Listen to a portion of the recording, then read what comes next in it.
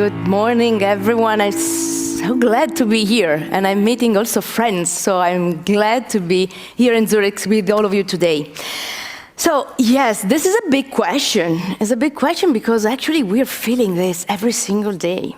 And when I started working in food 15 years ago, not working in food, but with the Future Food Institute 15 years ago, I was very fascinated by all the beautiful aspects related to food. When we're talking about food, we're talking about things that touches us every single day. Food is life, it's families, love, it's energy.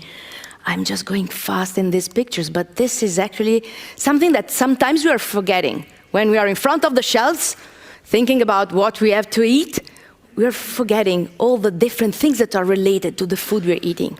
Yesterday night, we spent 1.5 hours talking about our grandmas and our memories related to food, debating about French fries as the algorithm for longevity or not, if they're making us happy. Maybe also French fries can be part of the story. So when I'm thinking about food, there are lots of things that are related to that. Our experiences, the fact of being included or excluded from a specific group of people. Of course, communities are designed by our heritages related to food. Traditions, culture, identity, symbols. If you think about every single religion, have something that is connected with food. Rituals, values. But then when we're talking about food, if you see these pictures, those 4 items are highlighting probably some of the largest crises of our era. Still, we have people dying for diseases related to how we're eating. Then we have 2.6 billion people dying for hunger that don't have access to food. So FAO was born 81 years ago with the challenge of solving global hunger, and still after 81 years, we haven't solved this issue. And then, of course, we have the climate thing. That is something that is touching everyone. And if I'm thinking about the 3 main topics, we are highlighting the same one. And the last one, food loss and waste. Still, you know, 1/3 of food that is produced, that means 1/3 of the soil exploded, 1/3 of the water expired. And of course, labor is wasted. So if I see the reports on climate, this is something that is pretty frustrating, because when I started the Future Food Institute, probably the situation was not so bad. If we see the reports, the 9 planetary boundaries have been crossed. If you see the announcement yesterday about the huge heat that we're going to face overall within the Mediterranean, that is one of the hotspots that is creating the balance of our entire planet. This is going to be a super hot summer, out of any ranking. So I'm thinking about that because we know in some way what are the solutions, but the future we see ahead is not something that we can manage easily, because the pace of change is very, very slow. But we need to do something. We need to do something facing another big topic that was probably at number 2 in our survey, global population. How might we're going to feed 10 billion people? This was the big question that for the last decade have been, say, the highlight of my, basically, every speech was how much we're going to feed 10 billion people. But these 10 billion people are not going to live in the same place that we imagine, because we have part of the planet that is going to explode in terms of demography. Part of the planet, if I'm thinking about Italy, but Japan and many other countries, that is decreasing and decreasing. And some of those countries, can face this change of demography with immigration, but others are not actually in this trajectory. If I'm thinking about Japan, immigration is not so easy.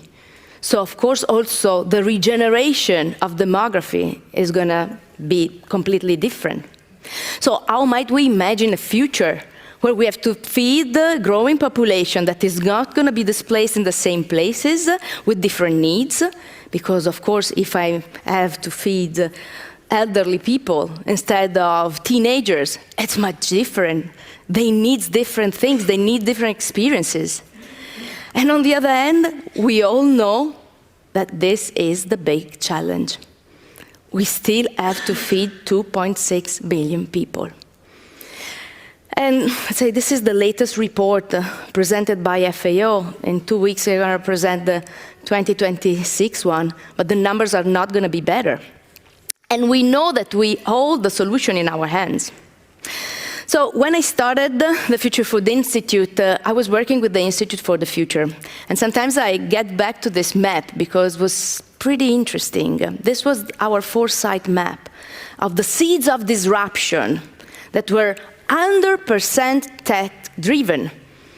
All the innovations that were featured there, you see in 2013, beyond eggs, beyond meat, all of those technologies and things that were featuring a different kind of food systems, not probably very agricultural driven, but very much tech driven. They were there already. And we were spotlighting that these were the seeds of disruption. But one of the questions that was highlighted there has been remaining in my big frustrations, let's say. The topic of convenience. How we define convenience. We've been designing a food system that has been producing a lot. Now we're producing to feed everyone on the planet. But still is a problem of access. And still, let's say, when we're thinking about convenience, we're always considering things that are easy for our life. Yesterday evening, again, around the table, you know, it's the best place where you can raise up critical conversation also. Yes, of course, I know what I have to eat better, and to live better, and to be healthier, but I have no time. I have no time to cook. I cannot source seasonal food. I cannot check in the label from where this food comes from. So all of those questions are, of course, very tough. If you are running around, I'm running around. I'm not, say, practicing what I'm preaching. I have to be honest. I'm living in airplanes every single day. I wish I could go to my farmer where I know the quality of the soil, and I know how he's feeding his cows, and I know everything about the food that is coming from there. But actually, I spend almost my entire year around. So it's tough, actually, to take those decisions. And when we have been thinking about convenience in the last decades, of course, convenience was always designed on making our food cheaper, of course, tastier, and of course, fast, easy to reach. These were basically the 3 easy things that we were thinking in our mind. Then also something has changed in my life, because in 2020, with the global pandemic hitting the planet, I bumped into a community of centenarian people. Polica, capital of Mediterranean diet, where Ansel Keys and Margaret Honey, after the World War, decided to move. Because Ansel Keys, during the World War, he was the inventor of the ration cake, feeding the soldiers. He was traveling across southern Italy. And crossing Calabria and then Campania, he was finding lots of people, very healthy, very poor, but also very healthy. No obesity, no cardiovascular disease. And after the World War, he said, okay, I want to go back, and I want to study that. So in 1952, he was invited by FAO in one of the most important and opening ceremony at the Food and Agriculture Organization of the UN, and he said, okay, I want to establish my labs here. I want to study why people living there is happy, healthy, and they are living longer than what we do. And he started all of that. I'm not going to share with you how I bumped into this community, but I started thinking that there was something that also we should study. The future of food probably need to start from deep roots. And I went there, and I found out that over there were the Greek philosophers of Parmenid and Zeno that were debating about this, finding this balance between ecological needs and human health 3,000 years ago. In the same place in Salerno was born the Salernitan Medical School, coming to life thanks to the knowledge of the Mediterranean. Every religion, every culture was connected. Roman, Greeks, Arabics, Jewish, all of them, not fighting, no wars. They were solving issues. They established the first medical school of the Western world. And then, when I was there, I found out that Cilento is holding 1/3 of the biodiversities of the Mediterranean. 1/3 of the biodiversity. Why? I started talking with farmers. And I found out that farmers over there are almost all regenerative. And they're not naive. You go and talk with a farmer, and he shows you the data of the quality, the carbon capturing capacity of this soil, the nutrients of this soil. And so I said, okay, I need to learn more. I started unlearning and getting back there. And in these 6 years, I started involving everyone, big food corporations, policymakers, the Deputy Secretary General of the United Nations, all coming there, and all touching, experiencing, measuring. And we started lots of different research initiatives, starting measuring fertility in youth between 18 and 25 years old, measuring their quality of life, analyzing the fertility of them compared to other youth living close to Milan. And the level of fertility of these youths, that as the age of my sons, goes from the 30 to the 70% of difference. This means that we living in up northern Italy, very fast life, very cool life, we're not basically going to develop our families anymore because our kids are going to be probably much more infertile than the other ones. And we started analyzing which were the information and the data. And we found out that all the environmental parameters were connected, the food they were eating were connected, the water they were drinking were connected, the social life were connected. So of course I started thinking, okay, how might we help the global food industry that is basically in some way also responsible for all of that? How might we accelerate technologies that can help all of us to learn, to understand, to take much more thoughtful decisions? And how might we deal with all of that in a time in history where we are in the middle of a huge crisis from the political perspective, the environmental perspective, technology that is screwing up everything? But I want to always see the beautiful side of the story, because we never had such a deep production of technology, of knowledge, of intelligence, of creativity. And so now is the time in history where we need to combine all of those challenges and all the things that we hold in our hands and literally redesign what is convenience, because now we know. And so identifying what is convenience became for me the big thing. And I understood that a beautiful system that is fast and efficient, that is not resilient, is very fragile. We have seen with the war in Ukraine.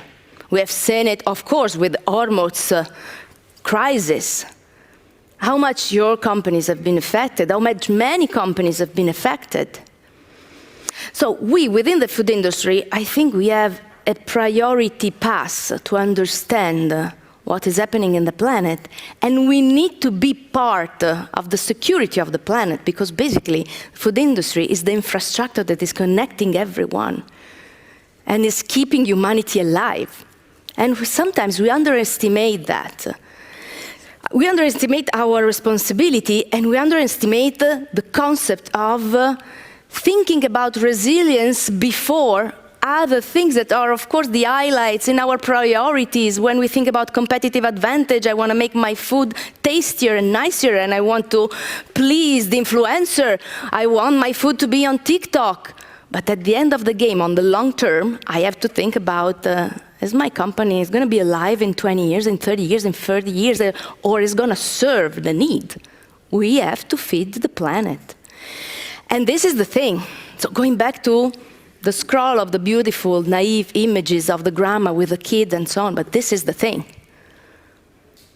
Food is connected with the most essential needs of humans. And this must be our priority. So of course, when we are thinking about our time in history, again, I'm thinking we are very lucky. But sometimes the lack of value has been driving our decisions to a concept of convenience that was not the healthiest one. We are producing everything. We are in the most abundant time in history. But again, 1/3 of kids are only the ones that are fed well. This means that we have the majority of the population, all the luckiest one, that have still issues related to food. Lack of nutrients. Lots of food, but very poor nutrients. We're growing sick kids. So it's part of our responsibility. And again, I think that here, AI and technology is basically a huge, huge, huge power that we hold in our hands. But of course, sometimes we think that it's going to be AI telling me what I must do, what's going to be my choice. AI can accelerate, but our creativity and our values needs to be the drivers. When we're thinking about the crisis of our era, no one is mentioning the crisis of value. Values are at the epicenter. And education still, I think, is the most important thing around all of that. If I'm thinking about kids now are basically driven by influencers and what they found on social media, TikTok, YouTube. At our age, was our grandma, our grandpa, our parents telling us what was good. Oh, eat more carrots for your eyes.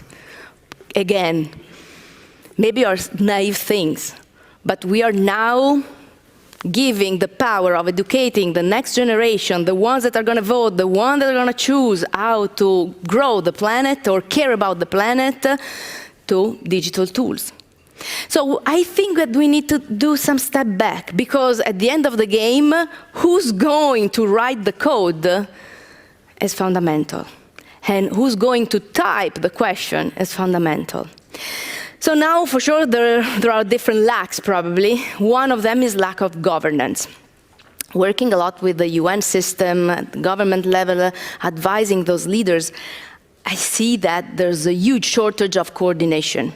Yet, 81 years ago, the world said, we need to feed the planet because this is the most important issue. We still have people dying for hunger.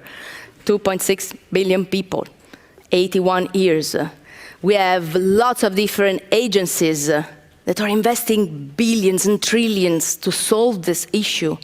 And when we started unpacking the responsibilities, we understood that there were a huge lack of coordination and governance.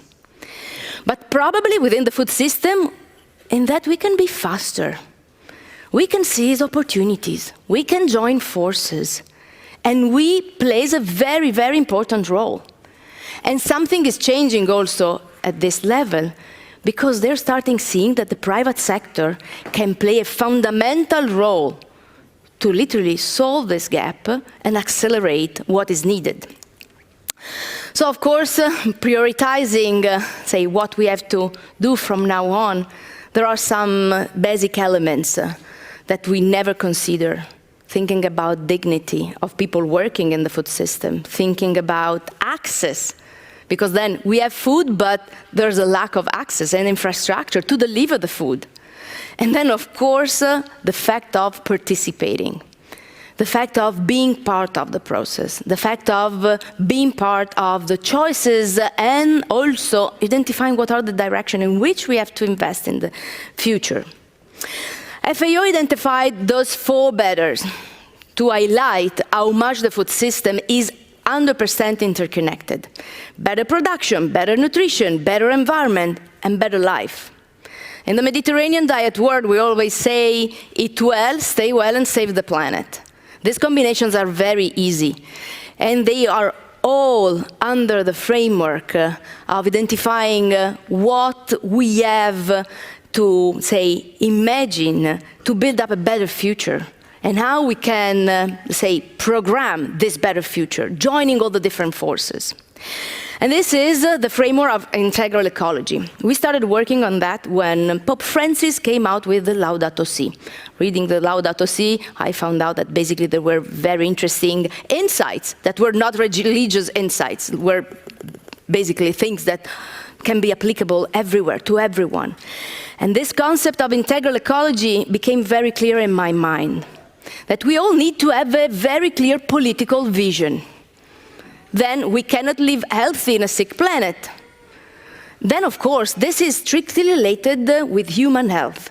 And our social environment is connected by food. Food is the glue of that.